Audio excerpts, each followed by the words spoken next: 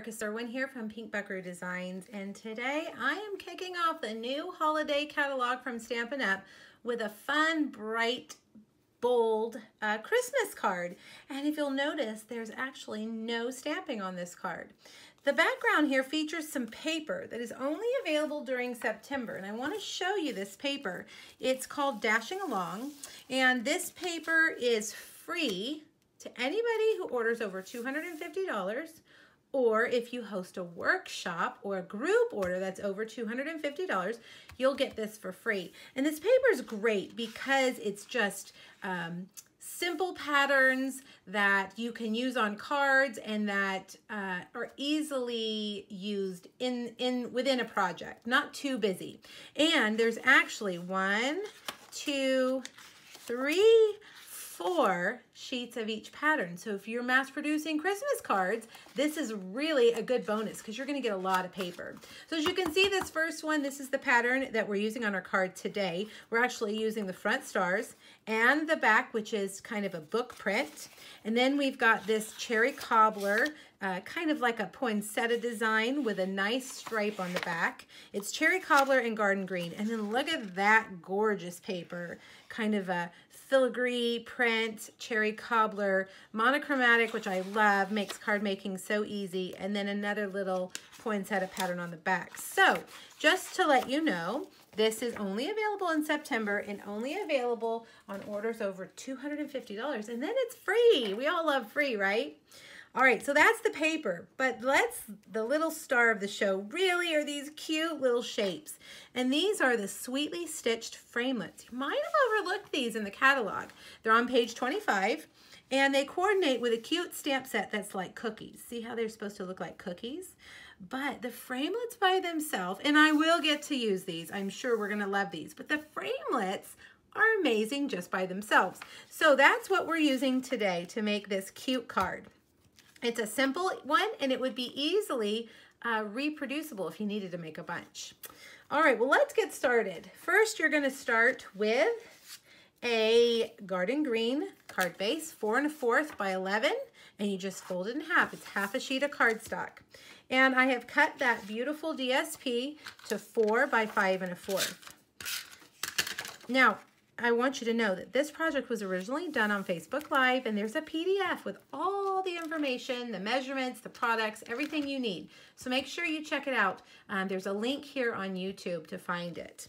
All right, now remember, this is the back side, and this is 1 1/2 by 4, and we're going to put that right across that DSP. All right, now we need to do some big shot work. So let's bring over the big shot, and we're going to cut out the present, the heart, and the tree. But I want you to see how there's 2 separate framelits for each one. This one cuts out the outline. This one does these adorable little stitching lines. Let's take a closer look at the card right here. See the stitch lines? Yeah, really, really cute.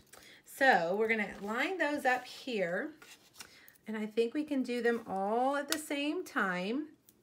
Now, one word of caution with my big shot, I love my magnetic plate, but sometimes the framelits jump around, and these center ones, you want them to stay centered. So if they start jumping, you can use a Post-it note to hold them in place.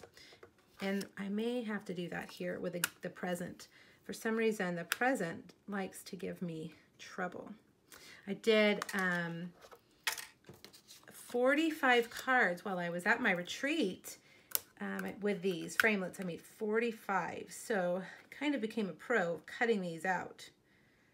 All right, yeah, see how that's kind of wonky there? That little stitch line likes to get crooked. So just get it centered and make it stay in place with a Post-it note.